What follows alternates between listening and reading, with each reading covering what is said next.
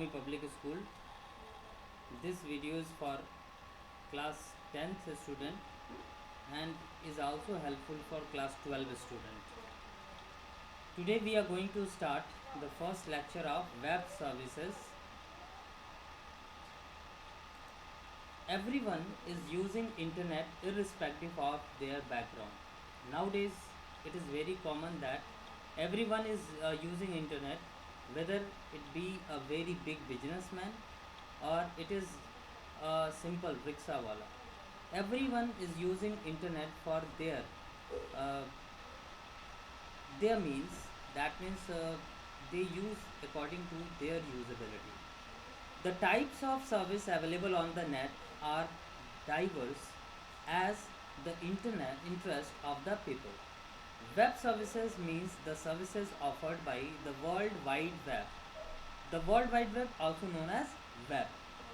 The World Wide Web provides services like chatting, emailing, video conferencing, e-learning, e-shopping, e-reservation, e-groups and social networking.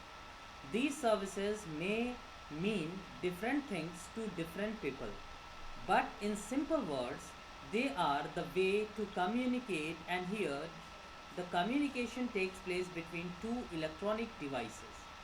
In older days, if we want to communicate, we must go to them and then we can communicate, or we can send messages with the help of some postal mail services.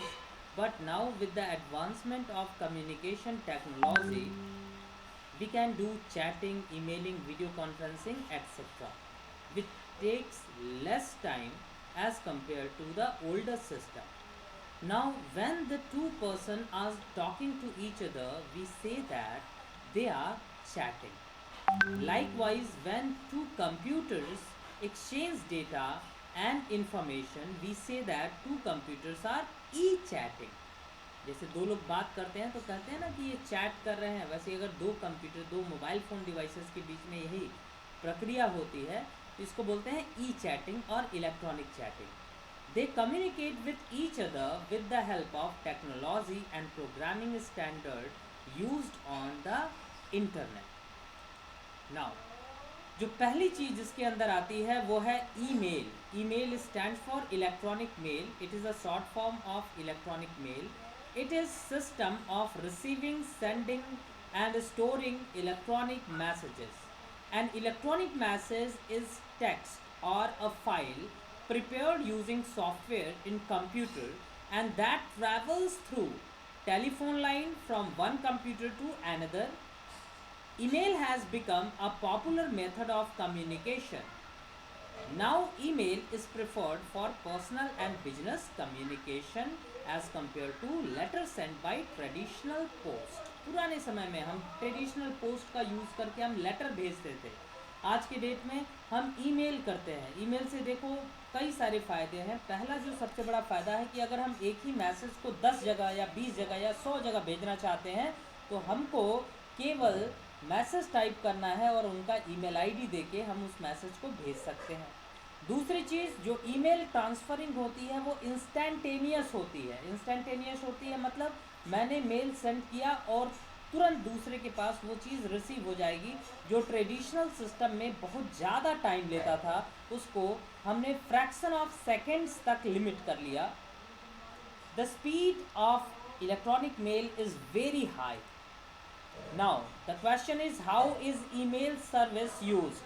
मैंने previous video में आप लोगों को explain किया था कि कैसे और कौन से प्रोटोकॉल्स यूज़ किए जाते हैं ईमेल सेंड करने के लिए. SMTP, IMAP, POP, simple mail transfer protocol, instant messaging SS protocol and post office protocol, वो यूज़ किए जाते हैं. आज हम देखेंगे उसके प्रोसेस को कि किस तरीके से मैसेजेस को सेंड करते हैं. Message sent by electronic mail normally reach to recipient account within a second. The message can include text, image, normal type of formatted document. कुछ भी हो सकता है. सिंपल टेक्स्ट हो सकते हैं, इमेजेस हो सकती हैं, इधर हम वीडियो को भी हम अटैच कर सकते हैं, हम कोई सॉफ्टवेयर अटैच कर सकते हैं. These days it is no longer necessary to be sitting in front of PC to send and receive mail. आज की डेट में बहुत सारे मोबाइल फ़ोन डिवाइसेस हैं जो ये अवेलेबल कर चुके हैं कि आप कहीं पे भी हो, आपके मोबाइल फ़ोन में एक ईमेल चैट क्लाइंट होता है जिसमें आप मैसेज को रिसीव कर सकते हो और आप जब चाहो तो मैसेज को सेंड कर सकते हो। डायग्राम से ये आपको क्लियर हो जाएगा कि हम कंप्यूटर यूज़ करें, लैपटॉप यूज़ करें, मोबाइल फ़ोन डिवाइसेस यूज़ करें, एसएसएल और टीएलएस का यूज़ करके, सिक्योर सॉकेट लेयर और ट्रांसपोर्ट लेयर सर्विसेज का यूज़ करके, एसएमटीपी सर्वर का यूज़ करके हम मैसेज को सेंड करते हैं।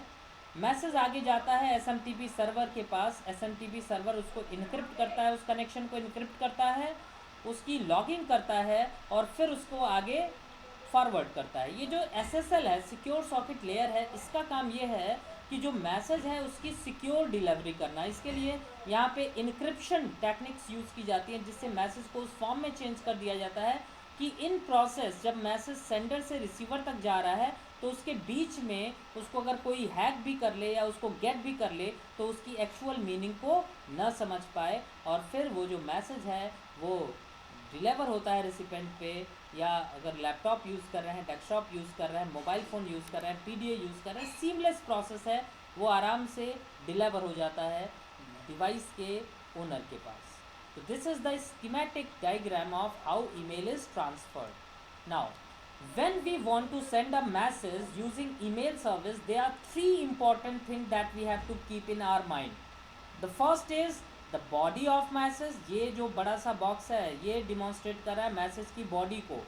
The second is the address of the person जो 2 में CC और BCC में होता है।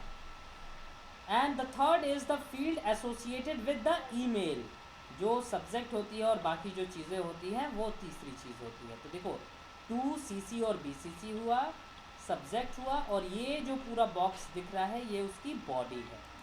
Now message body, the body of the message में consist of the word, number, attachment, special character और anything that you want to insert in the letter. कुछ भी जो भी आपको लेटर में इंसर्ट करना है वो आप यहाँ पे रख सकते हैं आपके ईमेल मैसेज के लिए। नाउ दूसरी चीज़ है ईमेल एड्रेस। तो ईमेल एड्रेस जो हम यहाँ पे डालते हैं वो यूज़र्स का होता है जिनको हम मेल भेजना चाहते हैं। और ये जो ईमेल मैसेज होते हैं वो देखो 2 पार्ट में होते हैं, पहला पार्ट, फिर @ सिंबल और फिर दूसरा पार्ट, लाइक editor@cbse.co.in और editor@cbse.com। An email address consists of 4 parts: the username, the symbol, the host name and top level domain। यहाँ पे एडिटर यूज़र नेम है, @ सिंबल है, CBSE हमारा होस्ट नेम है और .co.in हमारा टॉप लेवल डोमेन है। ये जो टॉप लेवल डोमेन है ये बताता है कि ये एक्चुअली किस टाइप की साइट है। co.in मतलब commercial.india, कॉम मतलब कॉमर्शियल, edu अगर है तो एजुकेशनल, org है तो ऑर्गेनाइजेशन, gov है तो गवर्नमेंट, edu है तो एजुकेशन। इस तरीके से ये चीज़ें होती हैं। नॉर्मली जो ईमेल के सर्वर्स होते हैं, जो वेबसाइट्स होती हैं वो .com एक्सटेंशन को कंसिस्ट करते हैं। Now the username here, the editor which refers to the mailbox. The username is the name by the user, the recipient as per his or her choice. The symbol @ जो दूसरी point है, symbol @ the symbol is pronounced as @ and it remains same in every email address। कोई भी email address हो, Yahoo पे हो, Google पे हो, हॉटमेल पे हो, सब में @ सिंबल एग्जिस्ट करता है। तीसरी चीज़ host name. Here CBSE is the host name. The host name is called the domain name. The domain name is the name of the mail server whose representation appears in the client computer। ये कुछ भी हो सकता है, जैसे CBSE है, इस पे आप अकाउंट नहीं बना सकते। आप कहाँ बना सकते हो? जीमेल पे, याहू मेल पे, रेडिफ मेल पे, हॉटमेल पे एट्सेट्रा। और टॉप लेवल डोमेन जिसको बोलते हैं TLD, the top level domain में again get divided into 2 portions. Here com और को रिफर्स करता है कॉमर्शियल साइट को और इन रिफर्स करता है इंडिया को। जैसे co.in अगर है तो ये टुगेदर रिफर्स करेगा commercially registered and residing in India. Now field associated with email. तो फर्स्ट फील्ड इसके अंदर आती है to field is use to write the email address of the person whom the message is to be send. जिसको message भेजना है उसका address आप 2 में डालते हो। CC stands for carbon copy. field is optional and is used for sending a message to multiple address. And BCC stands for blind carbon copy. Field is also optional and is used to send message to multiple additional addresses. The difference between CC and BCC field is decided in terms of visibility. The address in BCC field is termed as blind carbon copy and the address mentioned in field are not visible to the recipient. जैसे अगर हमने मान लो BCC में किसी का address डाल के भेज दिया तो जो 2 में है और CC में है उनको ये नहीं पता चलेगा कि ये मैसेज BCC मतलब वाले को भी गया है, मतलब जिस ईमेल एड्रेस को हम BCC में डालेंगे उसको ये नहीं पता चलेगा 2 और CC वालों को कि ये ईमेल एड्रेस उनको भी डिलीवर किया गया है। तो इससे क्या होता है, एक तरीके से आइसोलेशन हम अचीव कर सकते हैं with the help of email.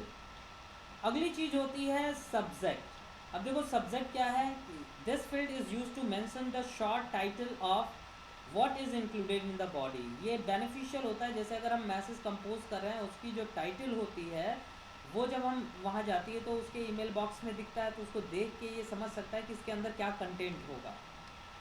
Then after next thing that we can do with the internet communication is chat. अब देखिए the word chat is literally means in English is communication between two or more people, but here we are going to talk about electronic chat only. That means the two persons or two individual are using computer and they are achieving the communication. Chat is not only is only feasible when both the user are using the internet at the same time.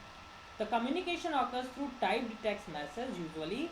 This talking is exchange of typed message require one site as the repository for the message known as chat site and the group of user who take part from anywhere on the internet.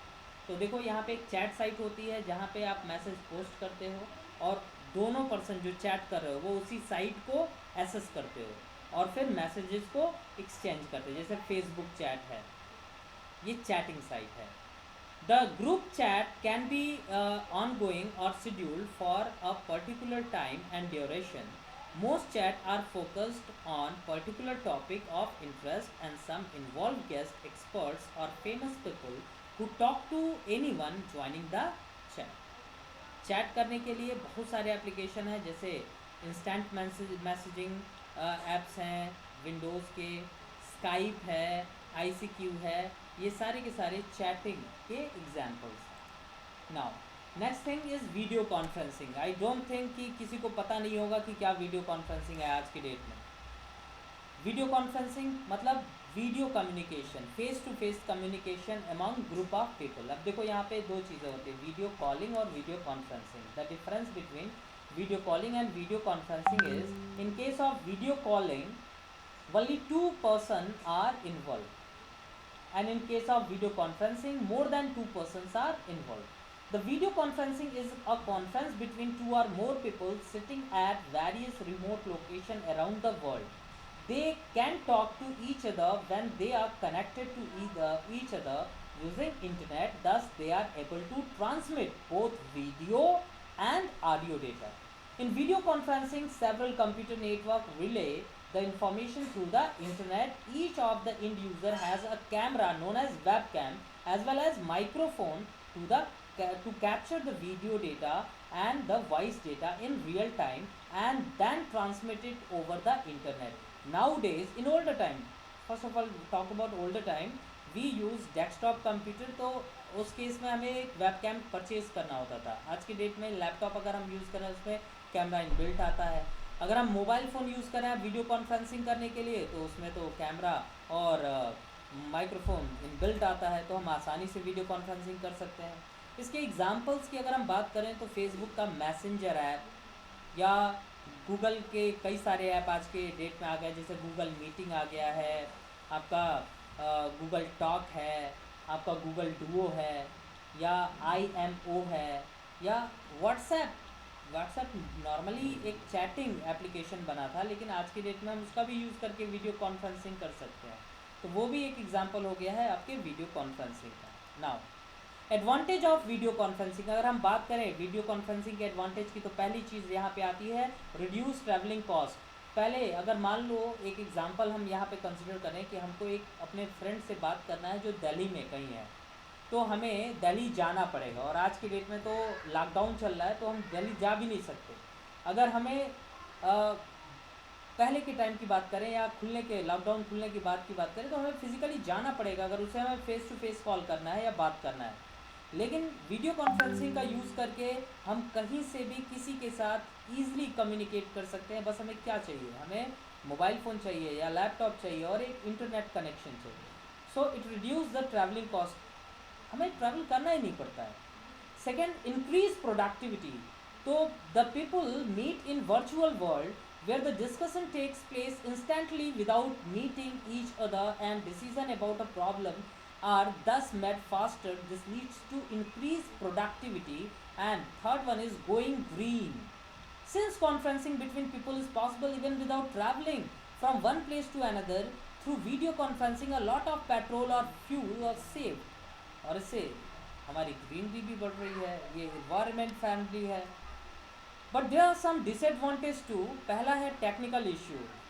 Technical issue में देखो बहुत सारी चीज़ें आती हैं। अगर मान लीजिए आपका जो नेटवर्क आप यूज़ कर रहे हो वो स्लो है, 2G स्पीड अगर हम यूज़ कर रहे हैं, 3G स्पीड यूज़ कर रहे हैं, या हमारा नेटवर्क कनेक्टिविटी पुअर है, बार बार डिस्कनेक्ट हो जा रहा है, तो ऐसे केस में हम वीडियो कॉन्फ्रेंसिंग को बढ़िया तरीके से यूज़ नहीं कर पाएंगे। लेकिन आज की डेट में सारी कंपनियाँ 4G स्पीड ऑफर कर रही है, आगे चल के 5G भी आ जाएगा, और ब्रॉडबैंड कनेक्शंस हैं, बहुत सारे ऐसे तरीके हैं जिससे हम इन प्रॉब्लम्स से ओवरकम कर सकते हैं। कभी कभी ऐसी होती है कि साइट या जो हम सॉफ्टवेयर यूज़ करें वो क्रैश हो जाता है, but these are the technical issues we have to bear it.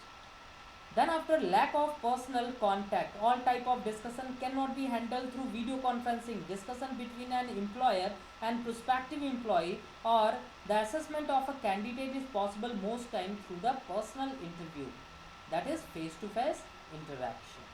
So these are the two disadvantages of video conferencing. Now here comes the assignment जिसको आपको यहाँ पे complete करना है। First is what is email, second is which protocol is used in email, SMTP, IMAP, POP, explain it in detail. What are the different elements of email, to CC, BCC, message body, subject, etc. What is the difference between chat and video conferencing? I have explained it earlier, and explain the advantage and disadvantage of video conferencing which we have discussed here. Advantage and disadvantages. So you have to complete this assignment. Thank you.